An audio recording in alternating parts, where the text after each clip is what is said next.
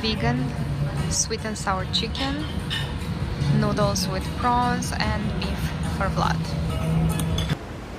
Good morning, guys. This is our last full day in Maldives. Tomorrow we are flying to Dubai.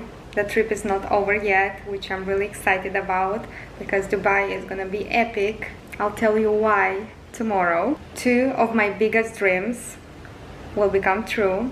Let me show you my outfit.